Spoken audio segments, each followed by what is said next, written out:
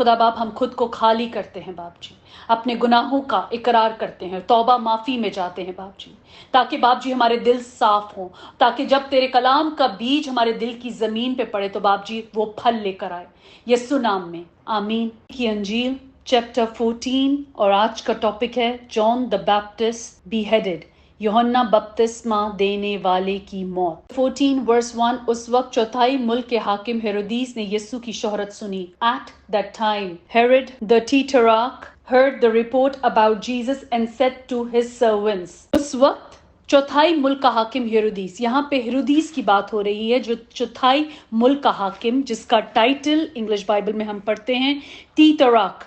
In Roman empire में जो governor of one of the 4 division of the countries और provision जिनके पास होता था, उनको ये टाइटल मिलता था टीटराक का।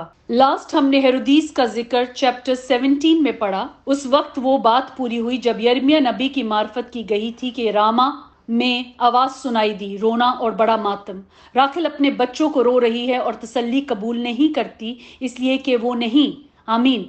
यहाँ पर हेरोदीस द ग्रेट का जिक्र है और उसके साथ ही वर्स 19 में है कि जब हेरोदीस मर गया तो यहाँ पता चला द हेरोदीस जो ग्रेट था वो मर गया।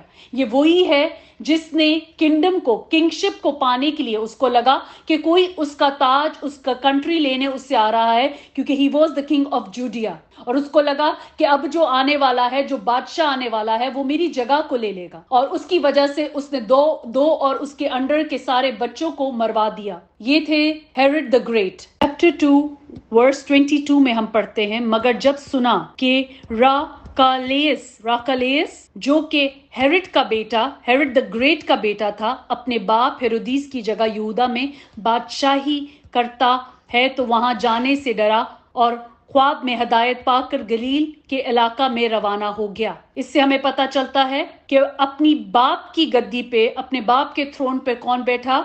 राकलियस। 14 में जिस चौथाई मुल्क के हाकिम हेरोदीस का जिक्र है, वो आर्कलियस का हाफ ब्रदर, मींस वो बेटा हेरोदीस द ग्रेट ही का था, मगर आर्कलियस का हाफ ब्रदर, जिसको रोमन एम्पायर ने टाटरक का टाइटल दिया, मतलब चौथाई हिस्सा उसके हाथ में हुआ। Praise the Lord everyone. और आज हमने सिर्फ चैप्टर 1 मैंने सिर्फ किया है। आज आपका सबका होमवर्क है ये पढ़ने के बाद थोड़ा हेरोड के बारे में, हेरोड द ग्रेट, फिर उसके बाद जो उसका बेटा है, और फिर जो तीसरा आया, इनके बारे में थोड़ा सा आज सब रिसर्च करेंगे। काफ़ी कुछ मैंने मैसेज में बता दिया है, मगर जस्ट इन केस, बिकॉज जब हम रीड करें तो हमें मालूम होना चाहिए कौन सा कैरेक्टर कौन था और कब था